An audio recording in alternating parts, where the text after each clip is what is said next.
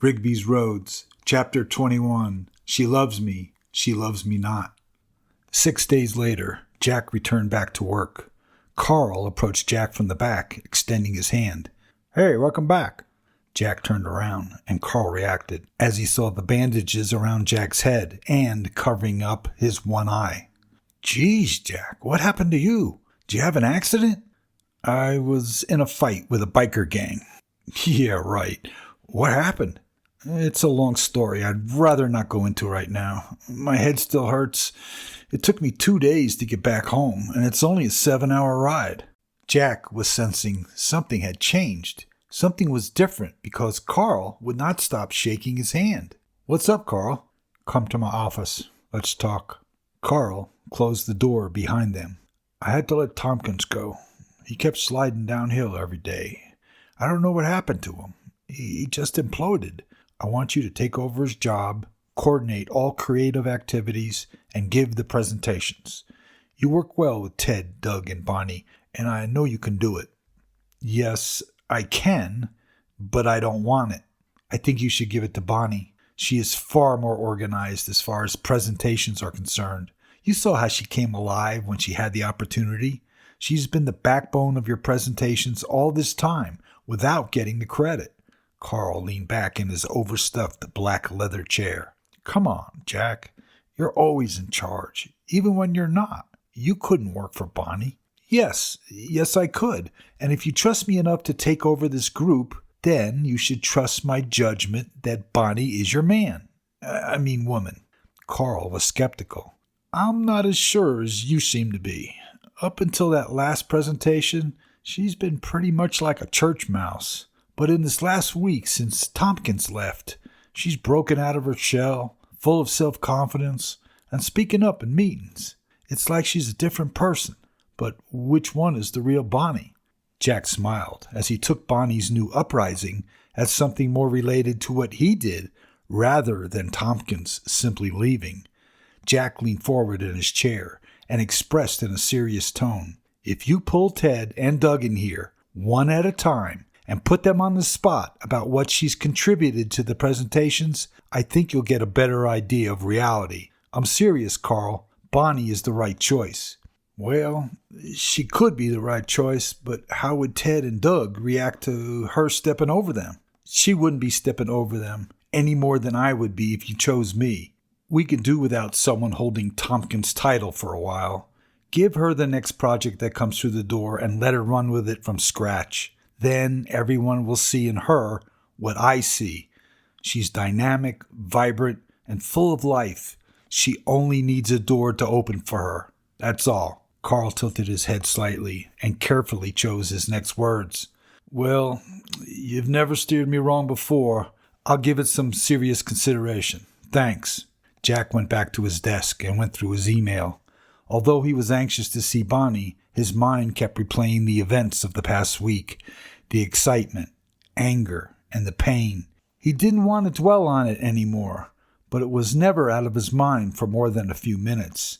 Those tattoos of memories would be with him for the rest of his life.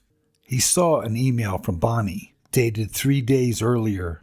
It read, "Jack, it's hard for me to express in words my true feelings about how you have changed my life.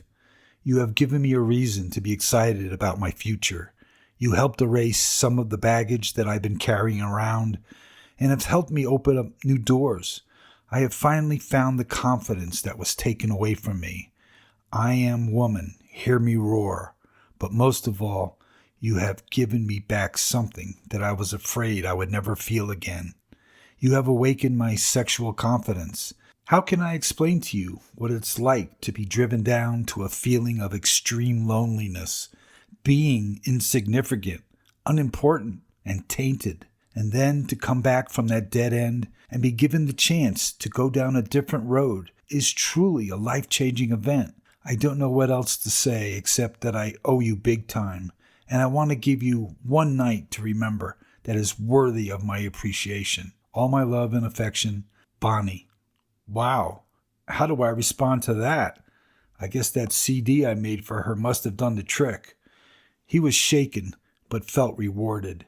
He also read something in those words that already smacked him in the face of reality. I want to give you one night to remember. It had a final connotation to it. It was as if she was giving him that one night and then it would be over. There would be no more after that. She would be out on her own, back into the world that she deserved to be in. The difference in age was hitting him in the head like that chair from last week. It was sad to think about, but it was understandably the right thing. Their relationship was one of mutual needs, to share a positive message, to go on living. And now they both had the opportunity to go on with their lives, down some new roads. It was the worst and best moment of his life. Well, maybe the second worst moment. An email from Yogi caught his eye. Don't forget the party this Saturday night at the Grizzly Rose. I put it in your calendar. Wheels is counting on you. Yogi. He was not going to miss that party. But should he still ask Bonnie to go with him? At some point, he had to stop including her in all his plans. It was time for him to go on with his life without her, but not before experiencing the promise of having that one special night together. How could we make love and still be friends and still work with each other? That can't happen. On the other hand, where did it say she was giving herself up to me? Maybe she only wants to cook me a nice dinner. His head was throbbing. And later that afternoon, the bandages would be coming off. The stitches were itching him, and it was a good sign that he could itch them through the bandages without experiencing any pain. But what was that in comparison to what Wheels went through? He had a bullet removed from his upper chest near his shoulder. And Henry? He was still numb about what happened to Henry. He continued to go through his emails. After finishing each one, he would look up at the clock, waiting anxiously for Bonnie to come in. He started arguing with himself. I should have brought her some flowers. No, I can't do that anymore. But I want to, and yet it's one of those things that I have to stop doing. But she's so beautiful. She deserves flowers. But that would make it harder for me to let her go. What harm would it do? She would still appreciate the gesture, but it would make it harder on her, knowing that I still have this major crush on her. This is driving me nuts. Ted and Doug came in, and Doug saw him first. Jesus, Jack, what happened? Were you in an accident? Are you okay? No, I didn't have an accident. Yes, I'm okay. What happened? Ted asked, now concerned after inspecting the bandages a little closer. I was in a fight with some bikers, and someone hit me over the head with a chair. No, Jack, really, what happened? I'm serious. There were gunshots, FBI, and a few people were killed. Ted remembered. That thing in the news last week, in Sturgis, right? That was you? No, it wasn't me. I just happened to be in there when it happened. Look, I don't want to talk about it. Sensing he was highly aggravated, Ted decided to back down. Sure. Well, hope you feel better. As they walked to their desks, Ted mentioned to Doug, Wow, he was in a biker rumble. How cool is that? Jack shook his head, remembering. It's not cool when people die right in front of you. A few moments later, Bonnie walked in, but she didn't know he was there. She went to her cubicle and sat at her desk. Jack could hear her putting her purse in the drawer and checking her voicemail. On the entire ride back from Sturgis, he was in pain, but the pain was temporarily masked as he recalled that day in the park with Bonnie. It made his ride bearable, and now he was debating about asking her to the big party on Saturday. Her phone rang, and Jack could hear her say, Good morning. The tone of her voice was happy, excited, and bubbly. I was just thinking about you. I had a great time last night. Jack's heart sank as he felt a wave of despair. It hit him like a weighted net was thrown over him. He felt sick to his stomach. He knew immediately that she had found someone else in her life, someone probably closer to her age. He realized it was the best thing for her, and at the same time, he felt angry and embarrassed at himself. How could I think that something like that could become a reality for me? Who was I trying to kid? What an idiot I am. He listened in on the rest of their conversation. She was laughing, giggling, and her voice was full of life and spirit. He had never heard her talk like that before. The more she giggled, the more Jack felt uncomfortable. He thought on the ride back from Sturgis that working together could be awkward, but now it could be worse. He had to step back from his dream and pretend that kiss never happened. It would be best for the both of them if he would ignore any feelings for her. It would send a message to her that what happened between them was just for that moment in time. It would be extremely painful to do, but it was the right thing. Sharing her innermost secrets with him, rebuilding her confidence, and helping her to face the world out on her own again, all of that was a good feeling for him. Maybe that's why he didn't shoot himself. It was destiny's way of saying it wasn't his time to go yet.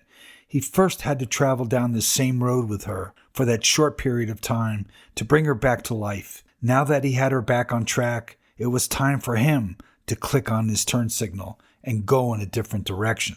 Hearing her voice in a happy state, he felt betrayed and confused. He needed to go home and get away from work. He shut down his computer and was headed for Carl's office to let him know when Ted shouted across the cubicles, "Jack, come here for a second." Jack could hear Bonnie say, "Hold on." She stood up, holding the phone, looked around, spotting Jack right away. "Jack, oh my God, what happened? Are you okay?" He gave her a gentle smile. What an ironic question. Am I okay? He wanted to scream, "No, my heart is broken." But that wasn't fair, so he managed a gentle, "I'm all right. I was in a fight and someone hit me on the head with a chair.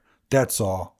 "In a fight? Wait a minute," she said in a fretful manner. He heard her get back on the phone. "George, something's come up. I'll call you back. Bye." He continued to walk to Ted's desk, thinking, George. His name is George. Jack walked up behind Ted. "What's up, Ted?" Ted pointed to his screen. "We're working on this proposal for this security software company. Doug and I can't seem to get anywhere with it. Look at these ads in this computer magazine. The software they're peddling all say the same thing, but nothing stands out. Do you have any ideas?" Jack believed. Security software. What a joke. No matter how good it was, he knew Yogi could get past it. Maybe that was the angle they should go after. Bonnie came up behind them. She put her hand on Jack's arm to get his attention, wanting to hear more about what happened. He sensed her hand, and in a childlike moment decided to ignore her, concentrating instead on the discussion at hand. Before Bonnie could say a word, Jack offered, "What if we had a hacker try to break into a system that has that software?" Ted shot back, "And what if he's successful? What happens if he hacks his way in? Then what?" "I don't know, but what if he couldn't? Then you'd have a tagline for the promotion." Doug asked, confused. "You want us to find a hacker to break the law, hack into a potential customer's system, and see what happens? Are you nuts?" Bonnie tugged on Jack's arm again, and he pulled his arm away. He immediately realized he was being immature. He turned to see a surprised but aggravated expression on her face. Thinking fast, he added, "I think Bonnie should have a run at this. She could add a twist to it, I'm sure." Everyone looked at Bonnie, who was now put on the spot. "Security software? I agree with Jack. Let's put it to the test. Even if the hacker gets in, it would identify a weakness for them to correct. We could use the line, 'hacker tested.' That would be a plus. And if he couldn't get in, we would have something positive to build on." Since they had nothing else to go on, they all looked at each other and nodded in agreement. Jack walked away, leaving Bonnie behind to her bewilderment. He stuck his head in Carl's office. "My head is killing me. I don't want to take any more painkillers here at work. I'm going home." "Sure, Jack. Take all the time you need. I don't know why the hell you came in here in the first place. Take a few days off. Don't worry about it."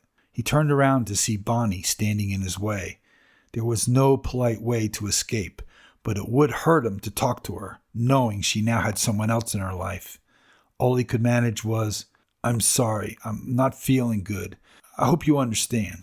"Oh, sure, I understand. Do you think maybe I can call you later?" "No, not today. Maybe tomorrow is better." Bonnie nodded at him as he passed her on the way out. She knew something else was bothering him, besides his injuries, and she needed to know, but she gave him his space. Jack went home to find Yogi removing the keystroke logger from the back of the computer. Jack was concerned. "You think it's all right to do that now?" "Yeah," Yogi explained. "They got what they were after. They don't need to watch us anymore. Did you get the reminder about the party Saturday? Yes, thanks. Yogi could hear the sadness in his voice. What's wrong? Why does something have to be wrong? Why can't I be a little out of whack since my head was split open? I almost lost an eye. Why do I have to be so damn perfect? Jack looked at the surprised expression on Yogi's face, and after a long moment of silence, he apologized. Look, I'm sorry. Yogi spoke in a quiet voice. Jerry's mom, Rita, brought us over a casserole. She asked about you. She saw you leave with the bandages this morning. I didn't know what to say, so I told her it was a long story and you'd tell her about it. I hope that's okay. Yes, I'll thank her tomorrow. I'm going to take my pills now and lie down. Wake me up at 3. I'm getting my bandages off this afternoon. Jack took his painkillers and went to his room. Looking at the dresser, he focused on the pictures of M, remembering the early times when they first met. He recalled their first night alone and the sexual tension between them. He realized that a night like that with Bonnie was something he would never experience. It was official. He would no longer pursue that goal. It was something he had to put to rest for the both of them. The next morning, Jack woke up for the first time in days without his bandages. His visit to the doctor had brought both good and bad news. His left eye was filled with patches of blood, like looking through a glass of tomato juice. His sight was blurry, but the doctor said he would be fine. He had to wear an eye patch for a few days to help with the healing. The phone rang. Jack, it's me, Bonnie. How are you feeling today? I'm worried about you. Hi, Bonnie. I'm feeling better, thanks. When are you coming back to work? His answer was short and had no life to it. Monday. Oh? She asked, trying to pull more out of him. He could sense the disappointment in her voice, and he asked her, Are you all right? Me? Bonnie was surprised. Yes, I'm fine. I was thinking we could get together Saturday night over at my place for dinner. Are you up for it? There it was, the dinner invite, and possibly more. Saturday night? Bonnie continued. Yes, I'm cooking a special dinner for you, and I want you to... I can't, he interrupted. I already have plans. It's been on my calendar for months. I can't miss it. It's something I'm doing by myself. I'm sorry. I really can't. His voice dragged off, leaving him with nothing more to say. Bonnie now subdued. Well, okay. It sounds like something really important. I guess I'll see you on Monday. Bye. And with those words, he knew it was over. Nothing else needed to be said. From that point on, Bonnie would no longer be part of his life outside of work. He would do everything in his power to get Carl to promote her. Then he would leave the company and do something else. He took a deep breath. Yep, it's over. Jack rested all week, and Saturday night found him feeling much better. He was planning to take Bonnie to this event for weeks, and now he had to push her away. He was looking forward to bringing her and showing her off to his new friends, but that wasn't going to happen. He was thinking about asking Rita next door, but he backed out. He had nothing in common with her, except being neighbors, and she wasn't the type to show off to his friends, especially on a first date. Looking in the mirror, he straightened out his tie and his black eye patch. He wished he didn't have to wear it, but his eye was so bloodshot it would gross people out. Besides, he liked the look of his black leather jacket with his tie and the patch. It gave him character. Hey, Yogi, are you ready? Yogi shouted from upstairs. Jack, it's way too early.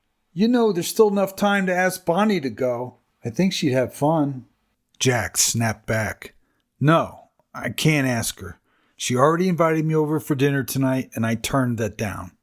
Yogi asked, How come? She told me you were interested in her, and then you turned her down for some reason, Yogi explained as he came down the stairs, still in his grungy clothes. Jack was angry. When the hell did you talk to her? Yogi replied nonchalantly. We've been talking on the phone. She says you lost your nerve to kiss her again after your first kiss. Is that true? She said that? I don't believe this shit. Stay out of my business and don't ever talk to her again. Do you hear me? He pointed his finger at Yogi at a furious pace. Jack was pacing and steaming mad. He looked at his watch. "I'll be back in a half hour." And he stormed out the door. Yogi picked up the house phone and dialed. "Hi, Bonnie. It's Yogi. It worked. He's on his way over." "Thanks, Yogi. You're a sweetheart." Jack drove to Bonnie's house in his car. He was muttering out loud, "Do you believe this shit? Bonnie talking to Yogi. Who the hell does she think she is? Going behind my back like that. Afraid to kiss her? You gotta be kidding me." At Bonnie's, he parked the car in the street and marched up to the front door. He rang the doorbell, knocked heavily on the door, and knocked again. Bonnie looked through the curtains and had a surprised look on her face. She wasn't prepared to see him with an eye patch. Jack pointed to the doorknob and put his hands on his hips, showing his impatience. Bonnie opened the door and Jack stepped in. He grabbed Bonnie's right hand and pulled her towards him, somewhat roughly. She bounced off his chest, and he put both arms around her back and pulled her forcibly within inches of his face. They locked eyes, and his heavy breathing became noticeable to her. He tilted his head and kissed her forcibly at first. His attitude weakened as she met his emotions with her own. That kiss was incredible, stimulating, probing. Soon they were both breathing heavily. He was about to say, "What did you think of that kiss?" But his moment in paradise was interrupted with a loud, throat-clearing noise from across the room. Jack turned and saw a man sitting at her kitchen table. Jack broke off the kiss and stormed to the kitchen. The man was startled by his approaching menacing stride. Jack stopped within inches of his target. Bonnie interrupted his aggression. "Jack, this is—" "I know, it's George." Bonnie was startled. "How could you know that?" Jack's breathing was heavy and exaggerated, this time from anger. He took his finger and poked it into George's chest repeatedly. "Look, George, you got 30 seconds to get out of here before I explode. Now get out!" George looked at Bonnie with fear in his eyes and backed slowly away from Jack. He was scared and frightened by the crazy biker with the eye patch. George hurried to the door and left without saying goodbye. Jack looked at Bonnie, who had a smirk on her face. He grabbed her and pulled her into his grasp and kissed her again. The kiss melted both of them. His hands reached under the back of Bonnie's blouse, and he could feel her bare skin. She let out a slight moan, and she reached around to grab Jack's butt and squeezed it. The phone rang. At first, Bonnie made no movement to answer it. On the third ring, she gently pushed him away. "I have to answer that." Jack became aggravated once again, knowing who it was. Bonnie spoke into the phone. "Hello?" "Yes. It's all right, George. No, don't worry. I'm fine. It's Jack, the man I was telling you about. Give us about an hour, will you? Thanks. I love you. Bye." Jack was intense. "If you think I'm going to stay here knowing your boyfriend's coming back, you're quite mistaken." Bonnie reached out to grab his hand. He recoiled, not wanting any part of it.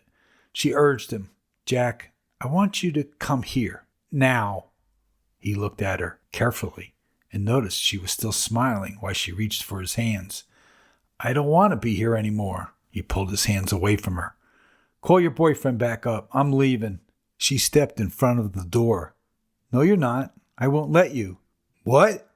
She countered. "You heard what I said. But what about your boyfriend, George?" She had an entertaining expression on her face, and she talked in slow, deliberate sentences. "Actually, since you insist on knowing, he flew into town 2 days ago. He's staying with me. I've known him my whole life." With each sentence, Jack was getting angrier and angrier. Finally, she couldn't hold back anymore. "Jack, the guy you chased out," she started laughing. "You scared him to death. He's my brother. Now come here and kiss me." Jack took a few moments to add it all up, especially his behavior, and he started to laugh with her. He felt like an idiot. He stood there and held his ground while she made the effort to close the gap between them.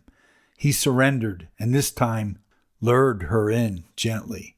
She wanted to kiss him, and this was a different type of kiss. It was a kiss without barriers, one without harsh tones. It was a meaningful kiss, full of passion. They were quick with their tongues, and their hands explored more freely. After a few minutes, they came up for air, and he suddenly remembered about the party. There's this thing that I'm going to tonight. Do you want to go?" Bonnie grinned. "Wheels party with the fire truck? That thing?"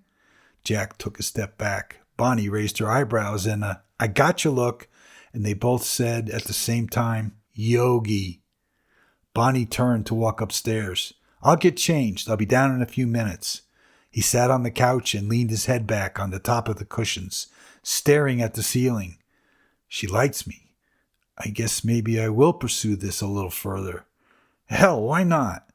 A few minutes later, Bonnie re-entered the room wearing black jeans, high leather boots, and a blue denim shirt embroidered with a shooting star. He stood up and stared. "Wow, you look great." "Thanks, Jack. You don't look so bad yourself." "Well, maybe you do look a little scary," she laughed. End. Chapter 21.